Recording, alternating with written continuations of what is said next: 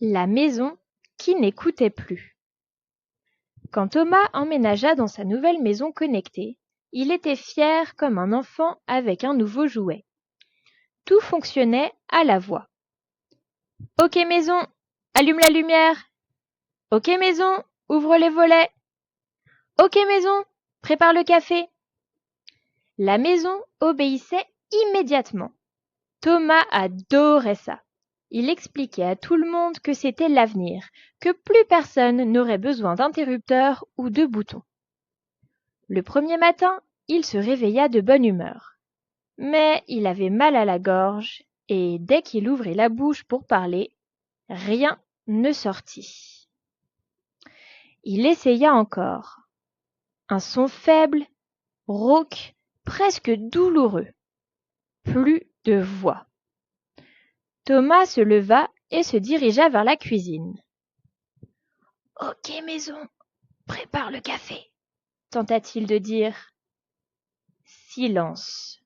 « Café » murmura-t-il, mais rien ne se passa.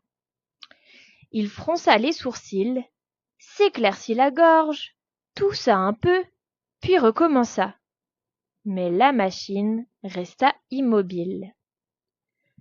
Dans le salon, les volets étaient toujours fermés. Il essaya de les ouvrir à la voix, sans succès. La maison ne comprenait pas les chuchotements. Thomas regarda autour de lui. Il n'y avait aucun bouton, aucun interrupteur, aucun mode manuel.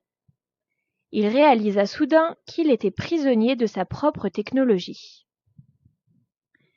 Après plusieurs tentatives inutiles, il décida de demander de l'aide.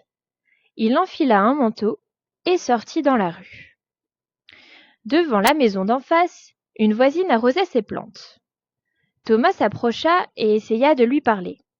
Mais aucun mot ne sortit.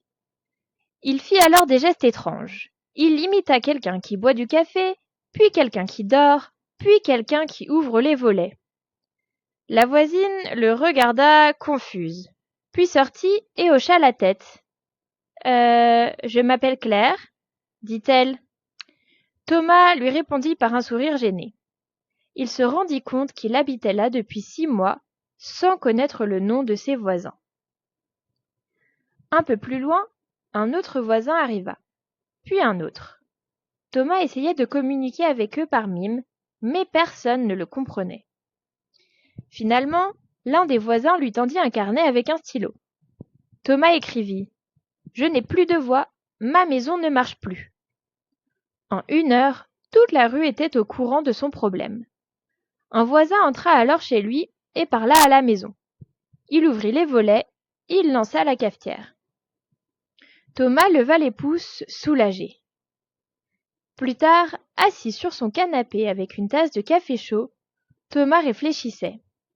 Sa gorge lui faisait toujours mal, mais il souriait. Lui qui pensait impressionner ses voisins avec sa maison intelligente, s'était raté. Le lendemain, il installa des interrupteurs classiques, et quand sa voix revint, il invita ses voisins à boire un café, sans commande vocale.